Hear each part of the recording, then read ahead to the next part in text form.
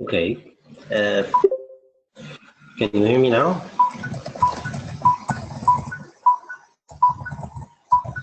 Okay, so I think you can hear me now. So let's start. First of all, quickly about the company. We're a company established in November 2013. And since that, we have managed to get into different levels of growth, different levels of maturity. I just want to say here that it's all our business is about Internet of Things, and the last thing we have been proud of is being the best technology enterprise company, recognized by ITIDA and the Minister of ICT during ITISAL last event. Okay, so we're gathering it today to make an IoT application. So let's first make sure that we all know that the most important grouping or categories of are known to be 5. We call them the 5 pillars of IoT applications. Those either home consumer applications or transport and mobility applications or body and health management applications. There is also building and infrastructure management. And the most, let's say, attractive one from a revenue perspective are cities, smart cities, industrial cities. This is where most of the money applications are going to be here. However, most of the devices would be on the home consumer side, but most of the applications would be revenue generating applications would be on the smart cities and the industrial cities. To build any of those applications, either those 5 other types of applications for IoT, for example, مثلا, or military applications for IoT military applications, they are not categorized here because this would be really not as big or as huge from a number of applications perspective as those 5 pillars. So to build those, we need lots of people who understands the technology, who understand software development, and for those number of people to be available, that's a big issue. So companies started to find out ways to make building solutions for IoT much easier and much quicker, and enable much more people, even to build their own applications, make it simple for whoever is going to build an application. And that's what we will see today. So let's see how it became so simple to quickly. To build an IoT application, we need to make sure that we understand some basic concepts. We have sent you some prerequisites in an email. Okay, please review the previous session for IoT applications impact on our life, and specifically the last 20 minutes where we go through the value chain. So let's analyze this value chain for you again. To build an application, you have to have a device. This device can be, as an example, a refrigerator, or can be a smart meter, or can be a wearable device like a smartwatch or anything else. There would be, let's say, not thousands of devices, but range of different types of devices. So the first thing is to have a device, and that is being the first thing, the only thing. You have to have a wireless communication where data is from sensors in the device to the outside world.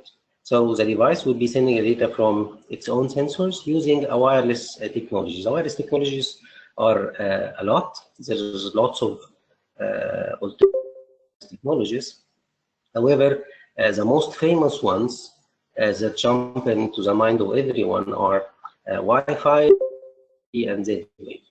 Those were when it comes to the local area network that is close to the device. This is where the device would be existing in a home or city. They should have a wireless communication and the data to the outside world. The first thing that receives the data going out from the device is the gateway. The gateway is very similar to the Wi-Fi you have at home. When you're sitting at your home, you're using your mobile phone to send Wi-Fi. This is a wireless network. And then the Wi-Fi access point at your home is the gateway that receives the data. And then the gateway sends the data out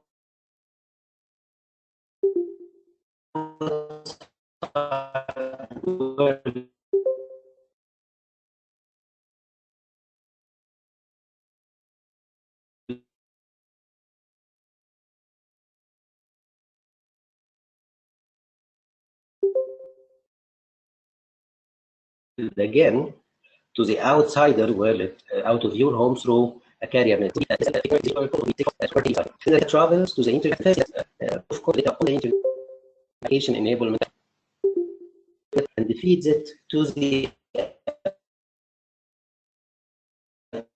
application residing on the cloud and running on top of an application enablement platform.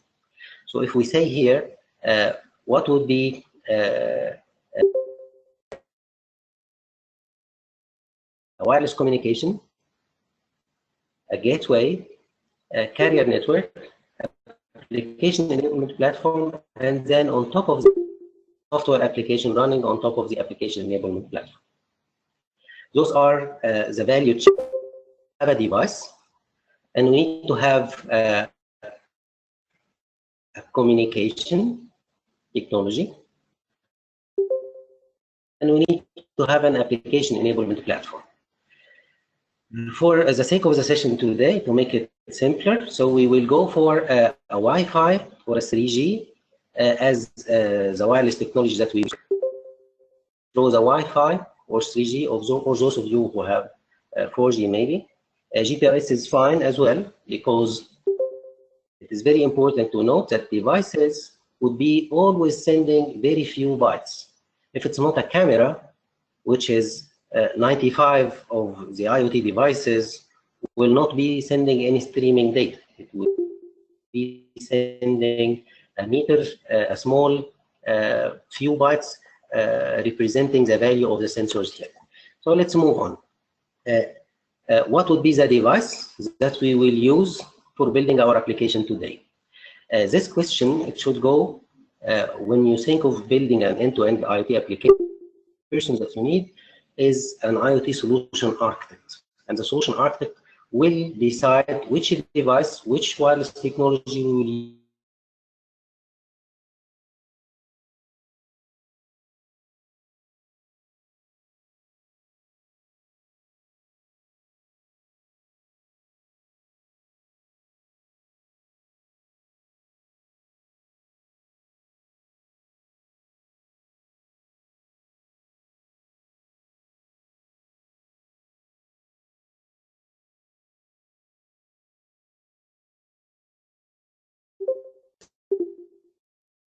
Is detailed and what the solution architect really do to pick up which component from each part. For the device world, the first thing you think of a prototyping board. This is where you build your prototype, your proof of concept, and you pick up a prototyping board to quickly formulate a prototype for a device. It's not the real device, it's just a proof of concept. When you succeed with the proof of concept, you go for the real device. The real device has a real-time operating system. It has a power-saving human power, and usually provided by one of those big corporates developing devices. Then you go for a wireless technology. For the gateways, there are also some alternatives, and then you go for a carrier network. There's here lots of alternatives, and then you go for an application alternatives, and then analytics, analyzing the data that's being collected by your application. So for this detailed value chain, today being your solution that role, I pick this prototyping board, which is called Master of Things. It's very simple to use, so every one of you can have it. It's available as a software on top of a mobile phone. So this is an Android application that you can install from the Play Store, and please start installing. And we will pick up from the wireless technologies here, we will pick up the Wi-Fi, application enablement platforms, we will pick up Master of Things. So those would be the three tools that we're going to use. First, the typing board. As I said, there are many alternatives. Alternatives, unfortunately, will not today. Each of those alternative hardware prototyping boards are available in the market to buy, but it requires a competency build-up. It might take a few days from computer science guys, from expert people, but it might take a few weeks, and it might take months to prototype a board using those prototyping boards.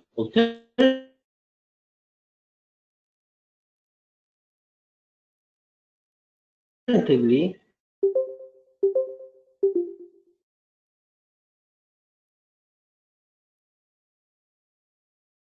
we will go for a soft prototyping board.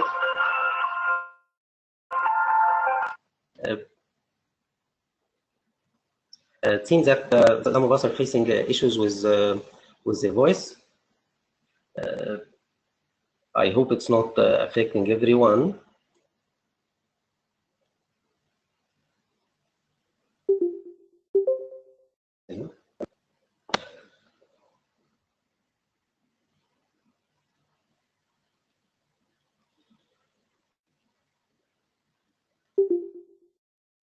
So, okay.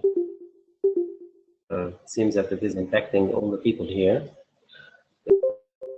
That's it.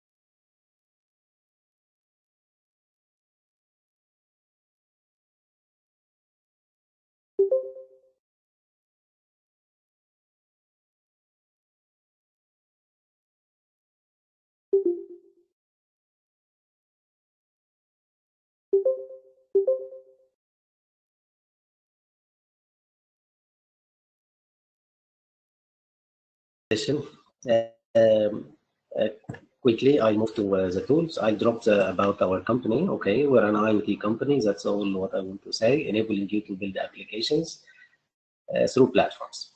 The applications are, IoT applications are categorized into what we call consumer applications, transport mobility applications, health and body management applications, building and infrastructure management, and the most important ones are the smart cities or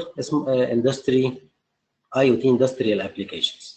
This is very important because this is where most of the money is. However, most of the consumer devices but really most of the money would be in industrial applications. The applications requires people, requires programmers, requires technical engineers, system integrators, different competences around the software. Having a big number of applications require a big number of people around the software. This is good for a country like us because it creates jobs.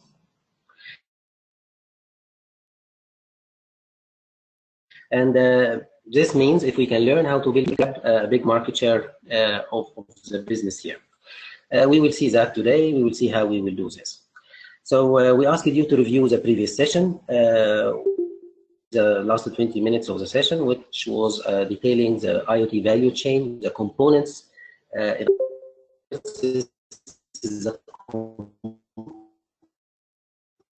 components building up your IoT application, your application. Applications starts by the starting point is the devices. Important, yes, but it is not enough at all. This is just the beginning, to have the device. The device should be able to send wireless communication. The next point that would receive the data, we call it a gateway, and then the gateway transmits the data to the internet utilizing a carrier network. It could be 3G network, it could be fixed network. The first interaction point, first point on the internet that would receive the data enablement platform.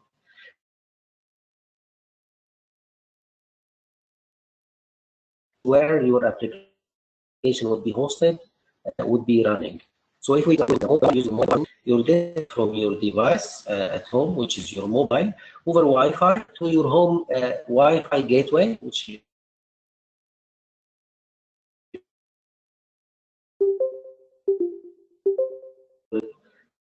over ADSL network, a fixed network, or maybe a switch network here. Then the application server. Or the same situation happens, the same thing happens IoT. This technology gateway, which application enablement platform, a person who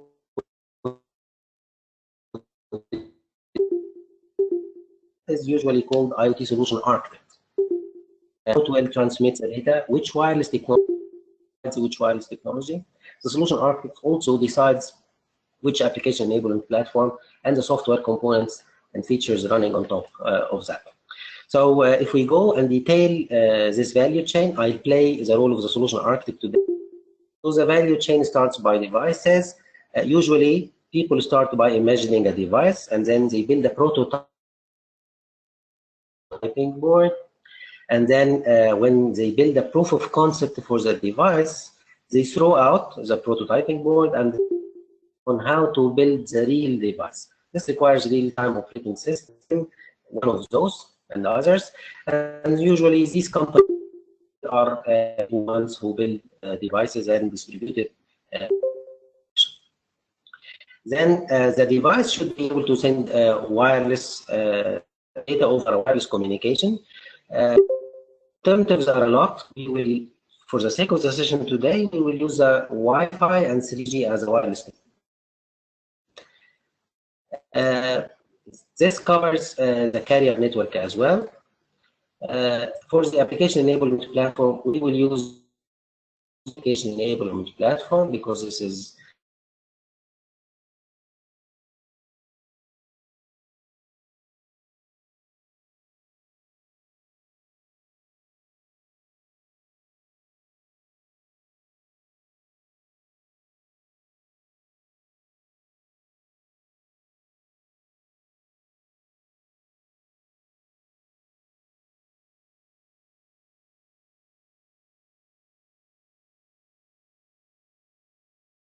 and the system integrator. We will do that by ourselves today. So let's think of that which prototyping to build our prototyping device today. Alternatives are a lot for the prototyping boards. Usually, those are available in the local countries, but those are always hardware prototyping boards that requires competence build up, learning how to collect sensors and put it on the prototyping board. This is a hardware competence that might be easy for embedded guys to do it in a few hours. It might be easy for computer engineering to do it in a few days. Maybe computer science guys can do it in a few weeks. But for a business person, this is impossible. There is no way for him to build a prototype for a proof of concept using a hardware prototyping board. And if you're going to build a prototype in weeks, even if you're a professional and will take weeks, then your customers would really be waiting, like months to see your prototype from an end-to-end perspective, to see your end-to-end applications. This is just the starting point. So if the starting point is that complex, then there is no start. Fortunately, there is a better alternative for that: software prototyping boards. That is easy to use. Everyone can have. Your phone has a very powerful CPU, your phone has a good memory, your phone has a storage, and the most important thing, your phone is very rich with many sensors. So you can use a software prototyping board that will turn your phone into a prototyping board. It will utilize the sensors already you have in your phone for you to be able to build your prototype and the proof of concept utilizing your phone as a prototyping board. So please go ahead and start downloading this prototyping board. It's very small in size, almost maybe 2 megabytes. So it should really not take more than a minute for me to download it. And go for the Play Store. Of things as one word, space IoT, space kit. So please downloading this prototyping board from the Play Store. And while you're downloading it, let me explain quickly what you will see when you download it and open it. Okay, you will notice that the first screen when you install this application and run it, it will tell you about your sensors and the configurations you have in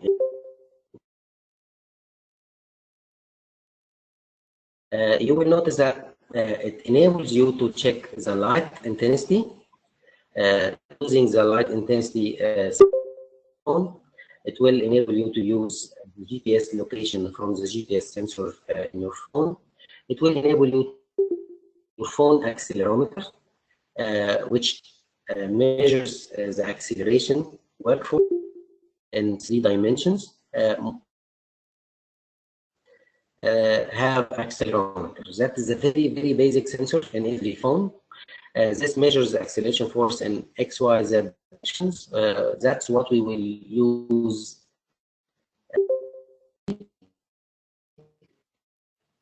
There is also pedometers. There is also scanner here available, QR code scanner available. There is also the sensor for the touch screen. Your phone has a touch screen, so you can get the data. So this case will enable you to access your sensors and not just access it wirelessly to the external world. Notice that there is beside every logo for a sensor here, every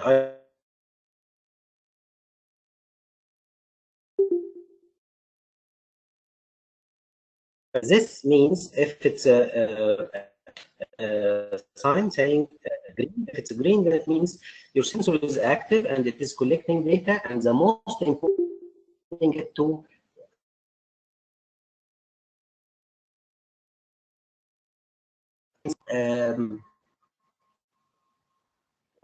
you can view from.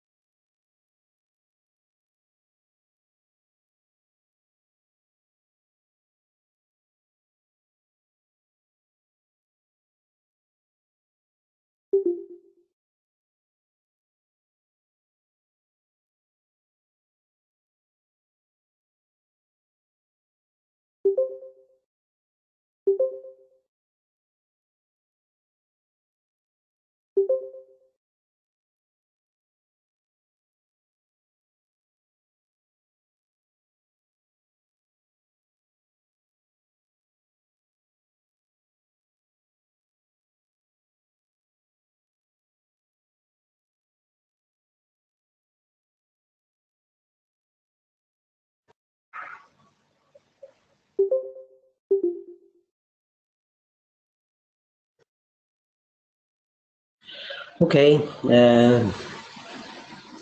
we're back.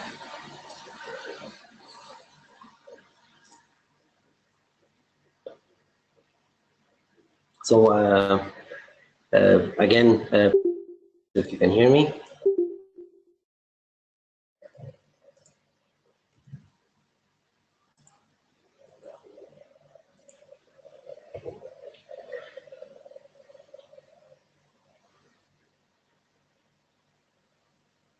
Okay.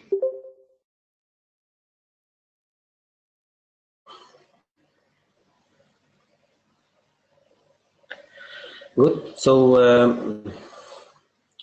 I was just asking the prototyping board from the Play Store. You can find it, as I said, in Play Store. Go search for Master of Things IoT Kit, and please install that. That will be your device that we will use today. Okay, the next thing that we will use today as well is the platform. As we said here, we should have a device sending the data, and we should have the wireless network, and we should have the platform. So that is the platform. The platform is called Master of Things. So you can go and register yourself an account on dev.masterofthings as one word.com. Please go and register. The registration form is really simple. Your name, email, phone number, and email. Some are optional and some are mandatory. So you should have a username and password. Those are the most important fields. Username, password, and email. Those are the requirements. So if you go and register, you should be able to log in to this screen. That's a web-based development environment. You don't need to install anything. You should only have a Chrome browser. So if your Chrome browser is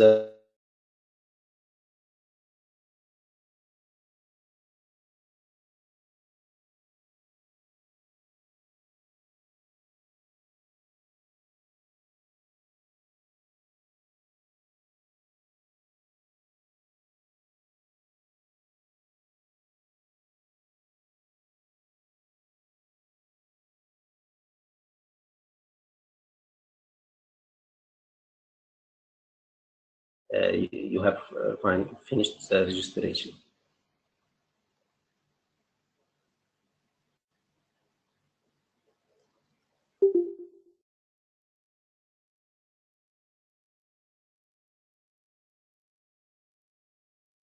Okay.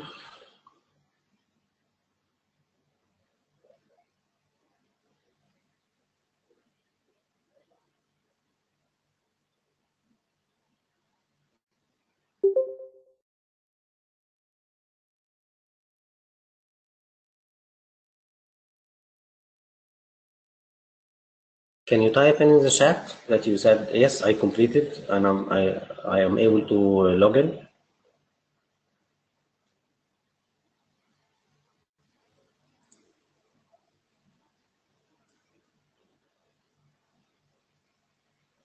Great. We have some people have completed it already.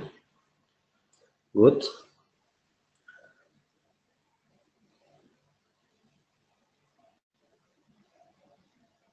Just few more seconds for those who are registering now.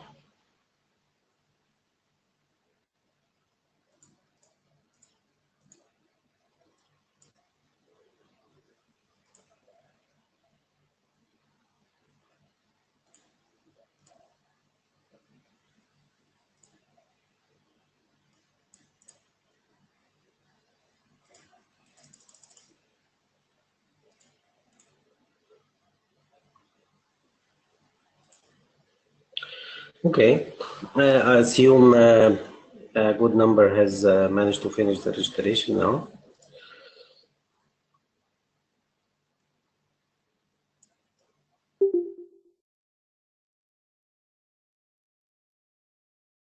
Okay, I see that some people is okay, some are still doing the registration. The most important after you register is to log in to be able to see that screen. So let's see what we have here in the screen after we log in. The screen is divided into four main areas. One area is the plugin. These are draggable components that we can use to build our application. So we can drag these components and put it here into the page. This is the design area where we see a chart. This is a screenshot from a small page that I have developed before. So I dragged this chart from the plugin toolbar here on the left side. I dragged it into the page design area, and I played properties of the chart from the property window here. So you can change the size, the font, the colors of your plugin. We have a rich plugin set on the left-hand side. There is lots of draggable components.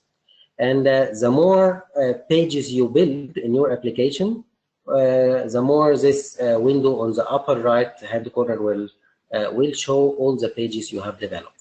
So we have developed a very small Hello World application for you. So we will open that application, open that project. So please open the Hello World project. This icon, open project, you will get the Hello World. Let me do that with you from my browser. So I'll share my browser screen with you now. Okay, I'll go here. That's my browser screen. I'm logged in now. I'll log out and log in again, so you can see it from the starting point. Okay. For this session, I have created a special login. I called it webinar. Yeah, and I log in with that username.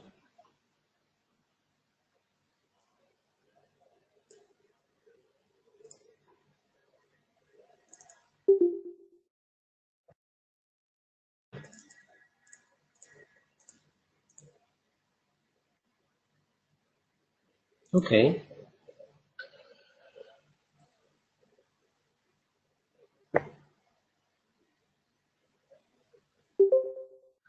So once you log in, you will maintain environment. Please do that. I assume most of you has logged in already. And now I'll click the open project.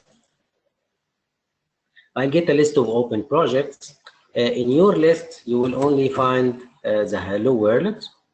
I have a big list of projects in please open the IoT Hello.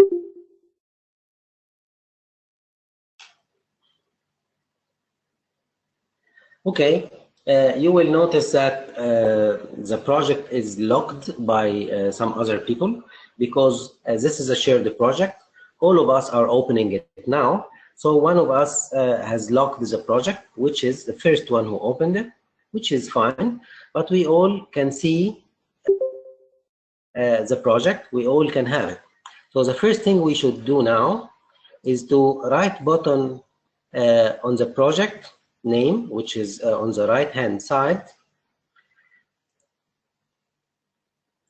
We go in the tools and say save project as. In the project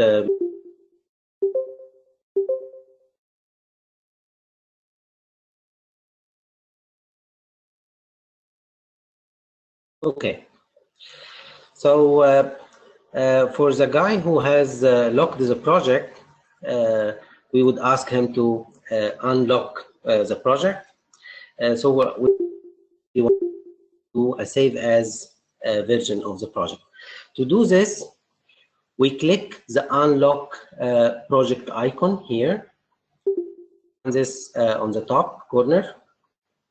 There is unlock. There is a lock here. If you click it, then it tells you the project is locked by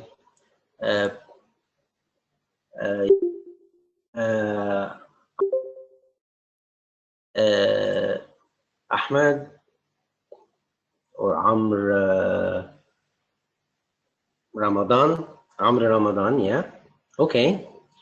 So thanks, Amr. He unlocked it. Thank you. Then now, if I right button click on this menu, I'll be able to have save as option. So I'll do save as here, and I'll write something here as a new name. So I'll write I'll put my IoT world here, my underscore IoT world, and I'll save that. And then I leave the project for some of you to be able to unlock it again. Okay, like what Amber has done before for the IoT world. The project is now locked by Mal Habibi user. Okay, so please, Mal Habibi, click on the unlock, save it, save as, and get a copy of the project for yourself, and then unlock the project for others to be able to do that. So now we have the project. The project has 3 pages. So every page of those is a part of our application. Okay. So what we will do here, we will see first page is called the Billiardo game. So in this page, we have a Billiardo table, we have a ball on the table that we should be able to control remotely using our phone. There is another page called the bottle rotate.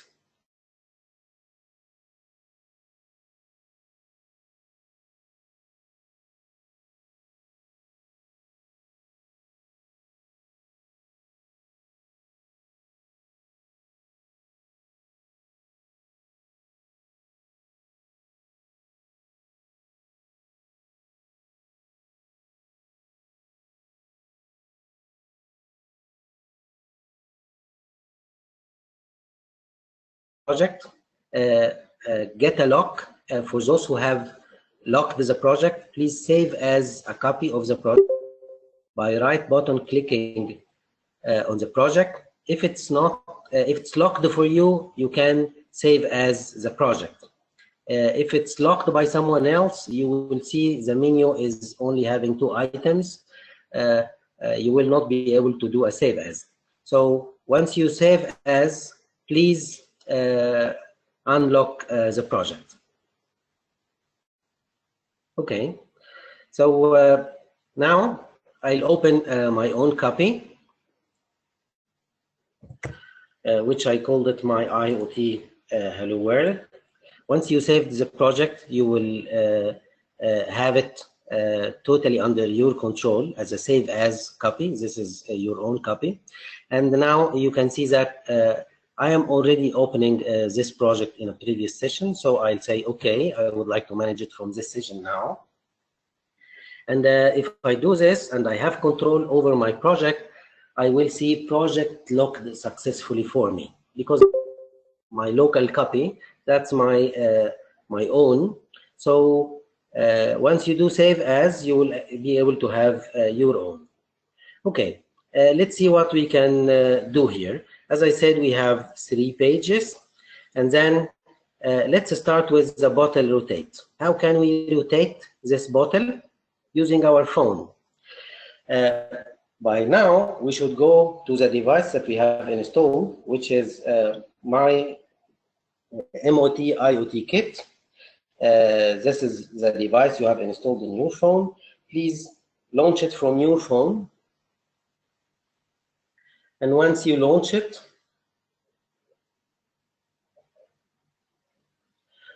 open the settings menu. So I'll show you my slides again just to make sure you follow me. So open your IoT kit, and in the IoT kit, please use the settings menu here.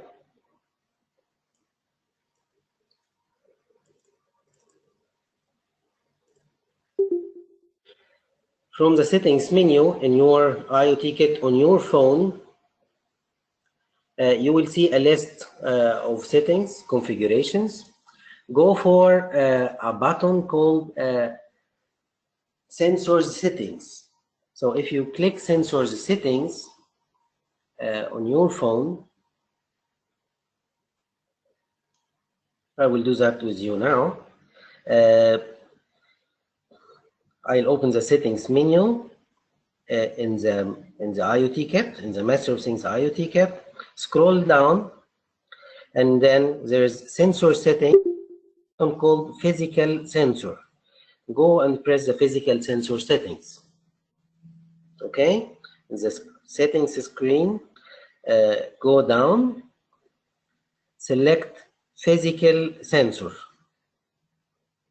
There's a button with a highlighted with a physical sensor name. So press the physical sensors. Now you will get a drop-down list of all the sensors supported by this kit on your phone. So the first sensor in the drop is the accelerometer. There is a selection button with the name Send Reading. We should turn that on. For turning it on, we should do definition of our sensors on the platform. So on the Master of Things platform, we will go and define our sensors. I'll go back here to my browser. In the Tools menu, I'll go for the Sensor Manager. In the Tools menu, go for the Sensor Manager. Click it. Then you get all the available sensors for you that you have defined previously, or some for you. So we have defined for you a group of sensors, all the sensors in IoT kit. So if I say kit here, you will find a group of sensors defined for you. So on the right-hand side, because these sensors, you should have your own as well. So on the right-hand side, there is a link called copy. A link called here. So please, the copy link on the accelerometer sensor. Following up, let's raise our hands. If we are following, raise your hand.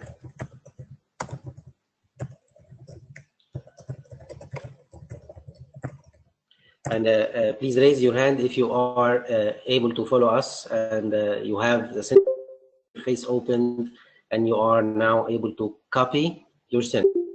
Okay. Once you click copy on the sensor,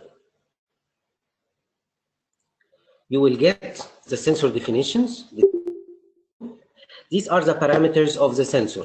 So we're copying a previous sensor. So all you need to do here is just go down the page and say next step. Next step again, and then next step again.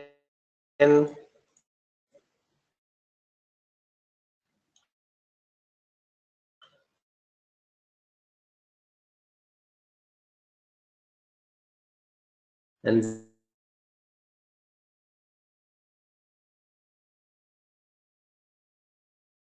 then copy.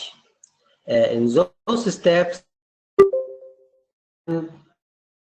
all the you get now a screen with on the platform. This is how define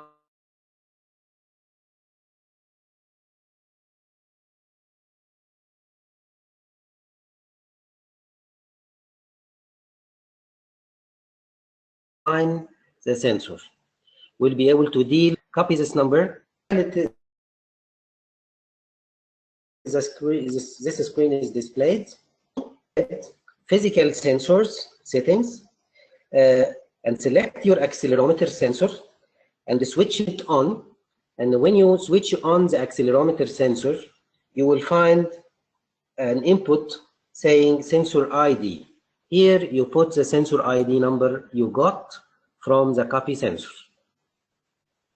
So in what I'm doing in my screen now, I have sensor ID 2519. Then I put that 2519 in my sensor ID settings in my phone in the accelerometer. Make sure you put the right number.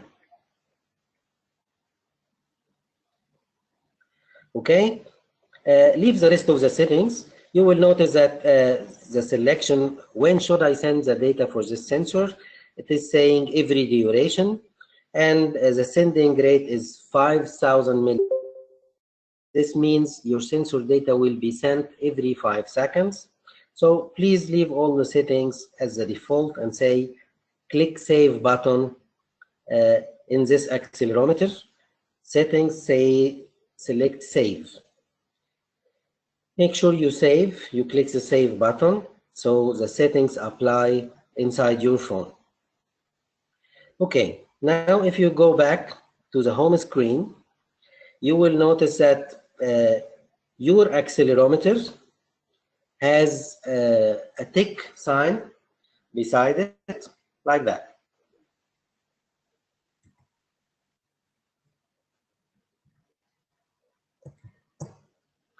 It should have a green sign. This means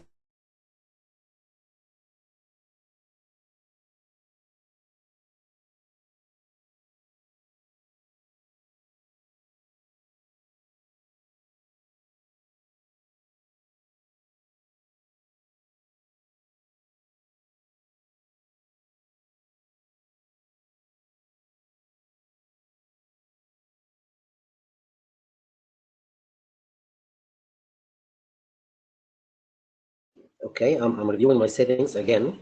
So and then physical sensor, and then accelerometer settings, and then I switch it on.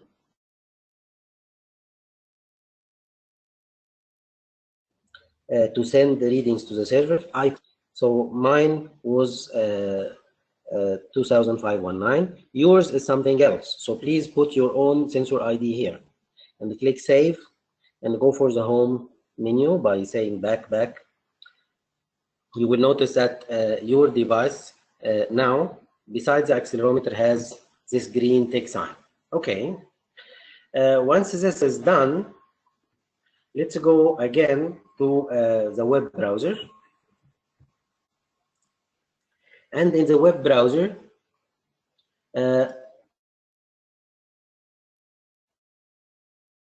I select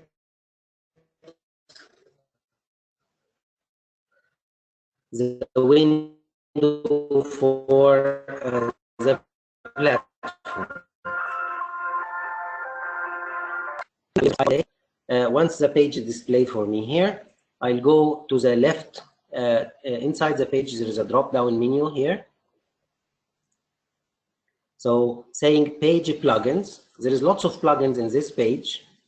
An image plugin with a bottle, a text plugin telling me how to run this example. I'll select one called, so open this page plugins and select the accelerometer timer. Select the accelerometer timer. Okay?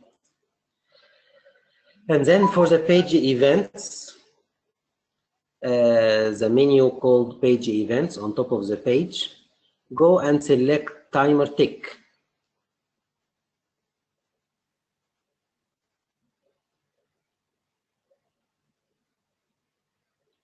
Once you select the timer tick,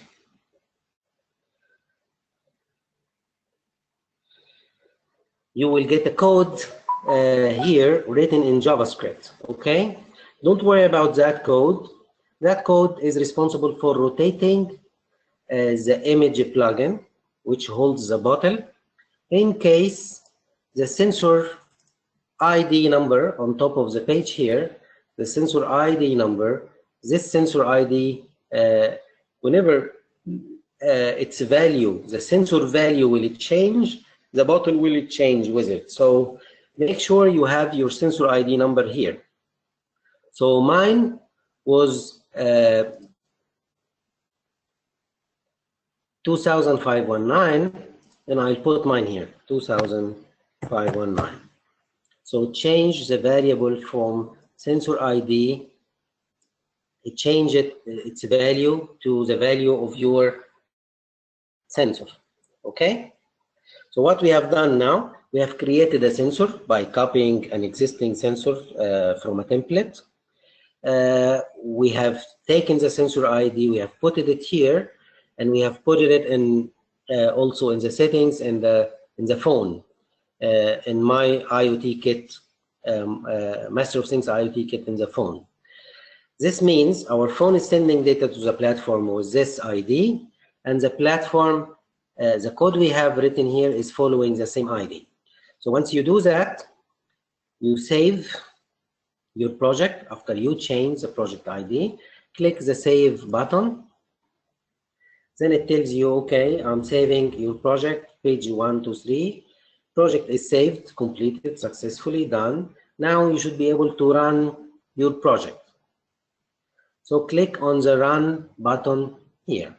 So once I click run here, the browser will open a new window, and this window will show my bottle, and it should be following my phone if I rotate my phone. Please rotate your phone, hold it in the same position for 5 seconds, because in the settings in your IoT kit in your phone, we left the default configuration as 5 seconds. So hold your phone in any position, stable for 5 seconds, and then move it every 5 seconds. Your bottle on your browser window should be following exactly the same as your phone. How does this happen? It's the accelerometer settings in your phone, which sends the acceleration forces in XYZ direction.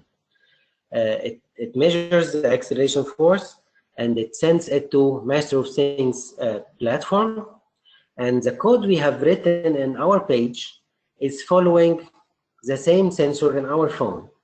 How does the browser match the sensor? It matches the sensor in your phone through the code written in the page, where we have changed the sensor ID to be the same sensor ID in your phone. In this way, you have a device, which is your phone, and it is able to measure the acceleration force in 3 dimensions inside your phone, and it is sending it to the outside world using a wireless technology, either Wi-Fi if you're using Wi-Fi, or it is sending it over 3G or GPRS or 4G, whatever the wireless technology enabled in your phone now. In my case, I'm using Wi-Fi on my phone, and because of that, the sensor acceleration in XYZ values are transmitted over the wireless network to the internet, reaching the platform, which is Master of Things. And now Master of Things passes the data coming in from that sensor to the application page, which we have written, which is the bottle rotate application page. So this bottle rotate is receiving the data coming in from my phone sensor, and it is executing the code in the plugin called accelerometer timer. Specifically, this code is written in the timer tick. With every timer tick,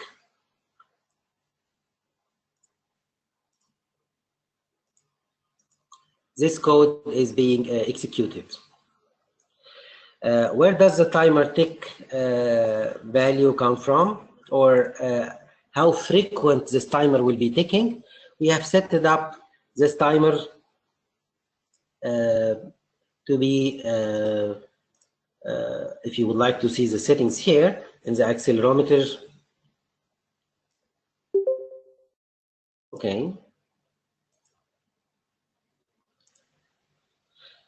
On the right hand side, on the right down corner of your screen in the page, you see the properties of each plugin in the page. If you select from the page drop-down plugin list, drop-down the accelerometer timer, you will see the properties of the accelerometer timer.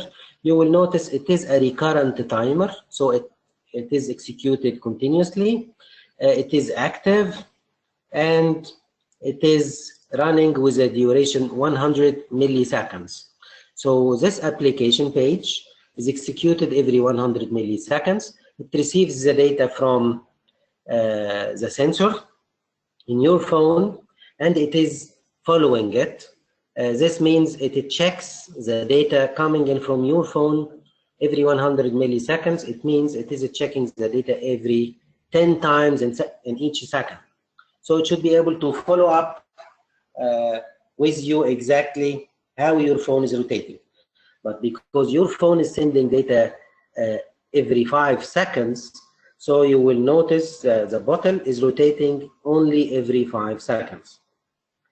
Now we have finished the first part of that application. The Billiardo game is the same. So if you go for the accelerometer timer in the Billiardo game,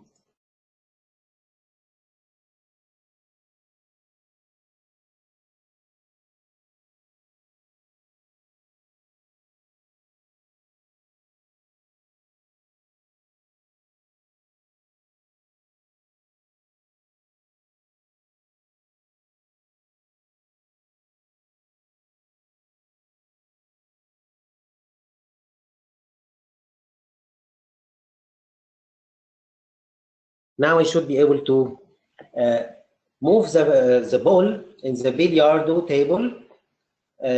Hold on your phone in a vertical, in a horizontal position, as if you are holding the whole table. So your phone is now representing the Billiardo table. Once you tilt it up or down, left or right, you will be able to move the ball on top of the Billiardo board. Okay, now we're able to send data from the phone to the platform to control something remotely. What if we would like to do the reverse situation? What if we like to control our device remotely? And instead of our device being able to send its sensors data to the outside world, our device, we want it to act as an actuator.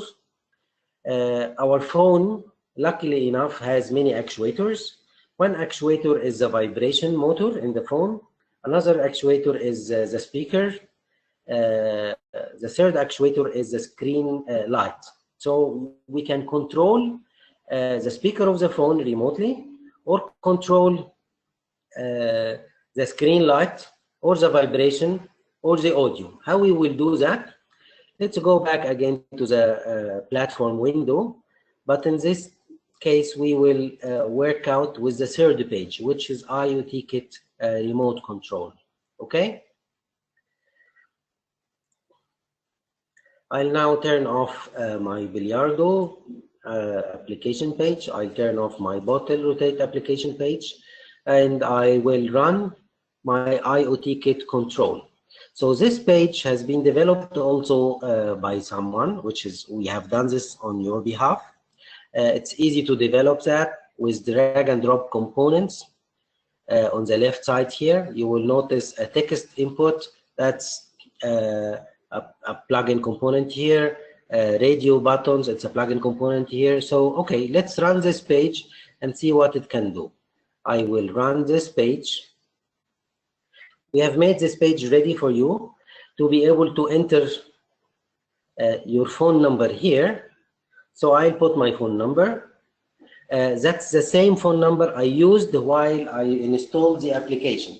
You will notice when you install the application, it asks you for a phone number. That's not really a phone number. It can be any unique string.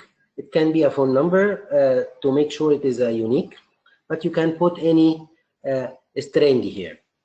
So put any unique ID. The phone number is the best of that. So whatever the ID that you have been using while you have installed your kit, it asked you for the phone number. That is the default. So put the same phone number here. And now let's see what you can do with this page.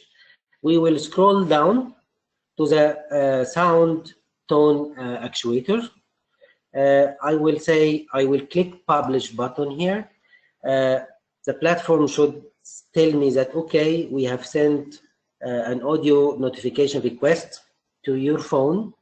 So if the number I have on top is right, and if my phone is connected to the platform, how does my phone gets connected to the platform and listens to the commands from the platform? If you go to the screen in your phone, I'll switch now to my slides to show you this. So in your home screen of the IoT kit, you will notice that there is an MQTT server status. So for this, you should have connected, you should have a green check here on your phone.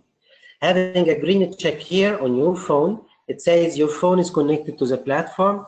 It is able to receive remote MQTT messages from the platform.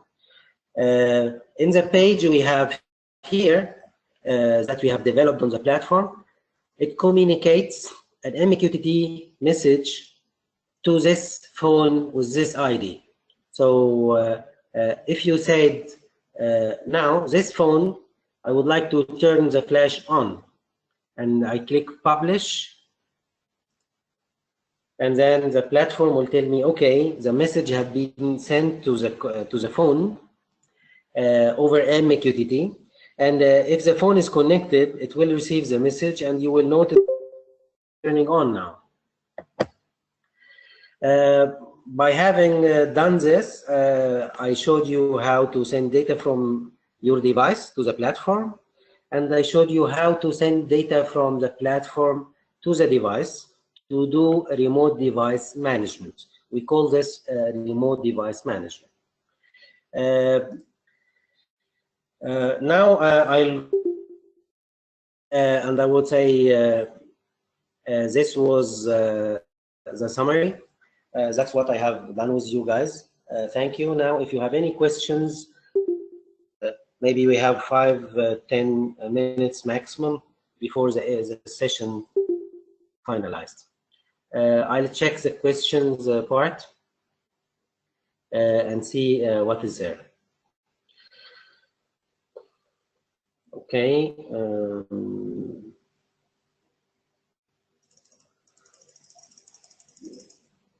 Where is now? Okay. Attendees. So you can put your questions also in the chat window.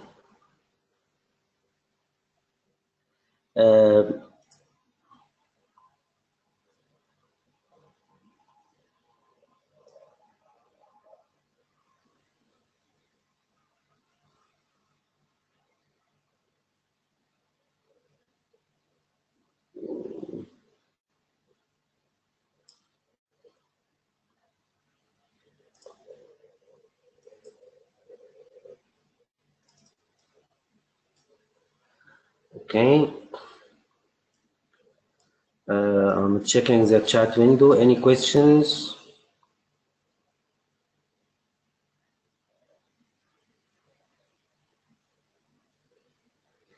That's a surprise for me that any questions. Maybe you're writing something, guys, and I don't see it.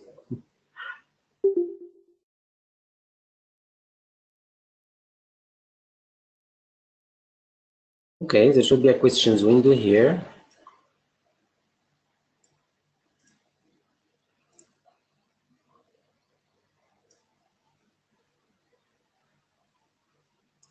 What about security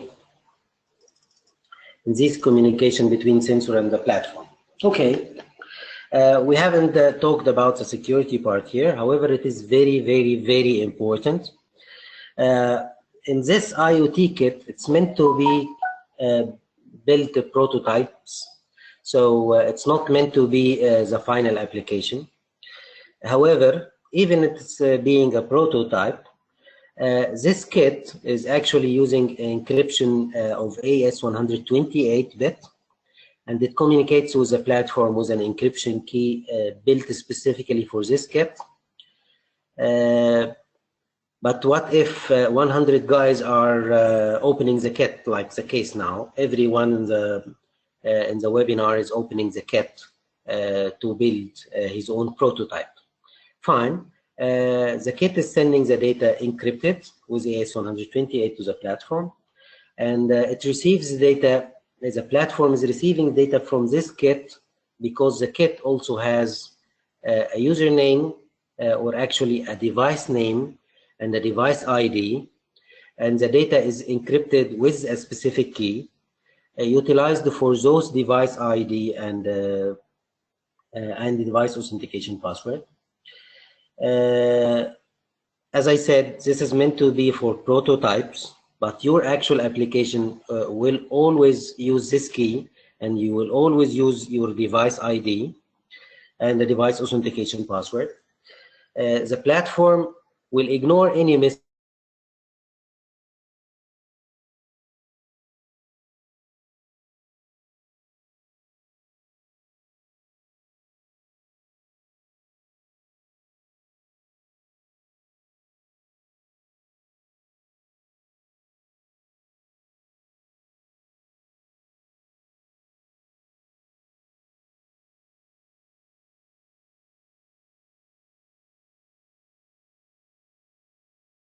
ID. If you notice, while you have been copying the sensor in this window, okay, I'll go back to my browser. In this window, for the sensor management interface, the steps we have done while copying the sensor, it includes what is called sensor driver manager ID. What we have here in this sensors that we have been copying to make it ready and easy for you, is that we have defined the sensor manager ID as the ID for this kit. And this ID has been defined in the administration GUI of this platform, which we cannot see it as individual users now. It's only the admin who can control that. And the admin has defined for us this driver manager ID, which is the device ID. And it has defined the authentication code, the authentication password. It is the password of the device. And the access key, which is AES 128-bit encryption key. The same is used while this information is used every time the device is trying to send data to the platform. That's when it comes to the security part of involved here in this application. It is running behind the scenes, but it is there. And thanks for the question, because it's very, very important that every device has an authentication ID and password and the key to be able to communicate with the platform properly and to be able to receive and follow commands sent over MQTT for this device. Always security is important, and always it is ignored as well. So unfortunately, being a very important factor, lots of the prototypes turns to be the actual applications, and lots of prototypes ignores this type of security mechanisms, and ends up that we have applications running without being handled properly from a security perspective. And we make it, instead of having a good device that will help us, we turn the device to be vulnerable and hurting us.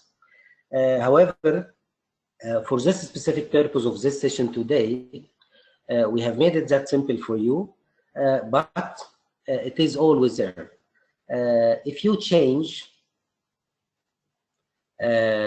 your settings in your own sensor on the platform, that you don't allow this driver manager. So if you change this driver manager, you will notice that none of the applications is working anymore.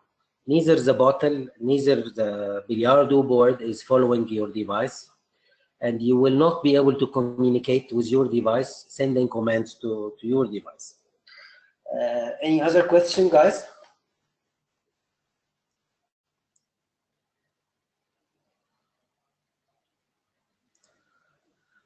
Okay.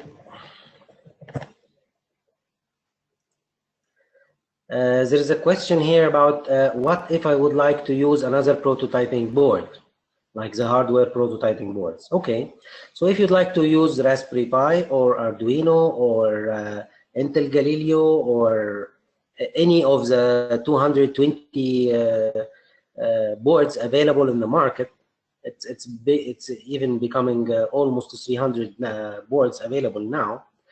You need to be able to write your own device application on this board, which is usually written in open source technologies. Usually it is written either in C, or some boards are handling JavaScript.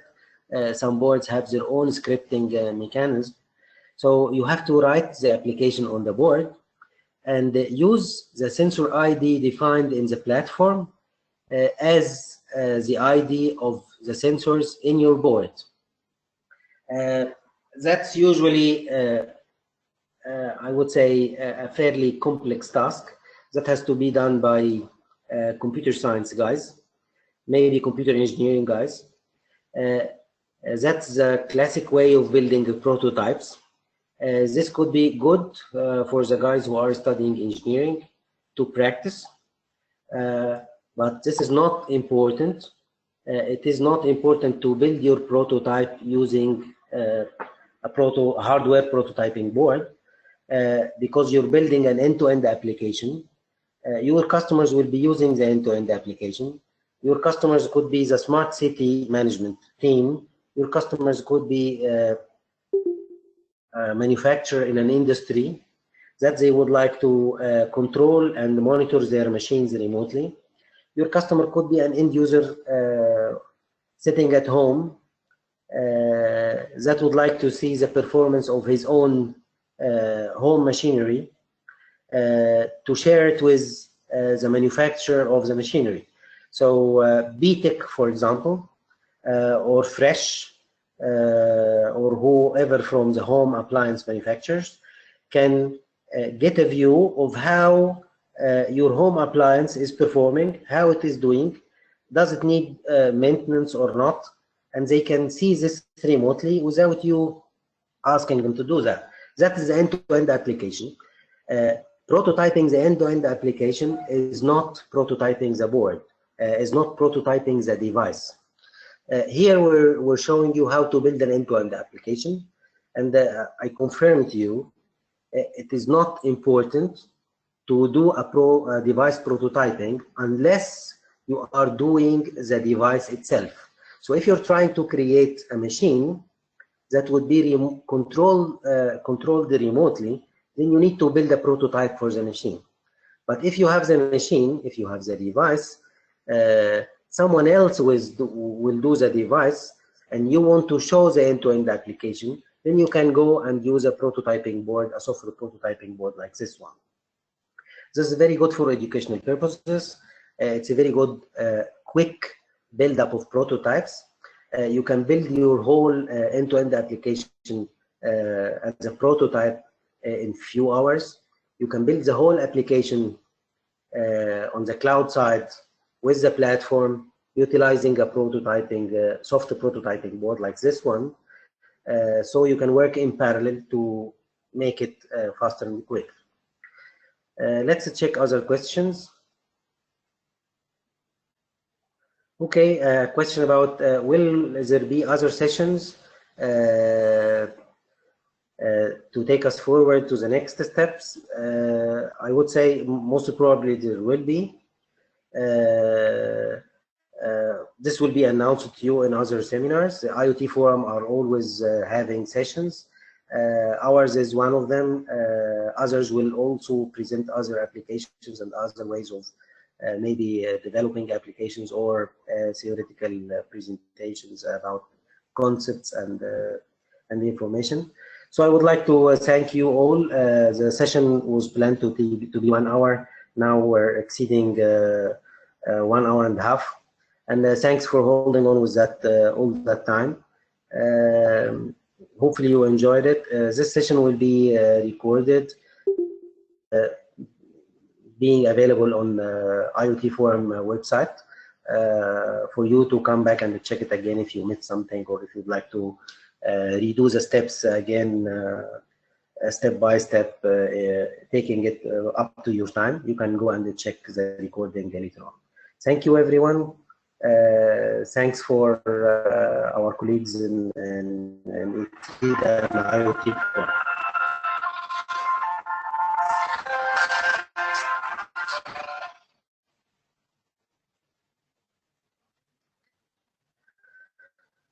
Thank you. I also enjoyed the session. Thanks. Bye-bye.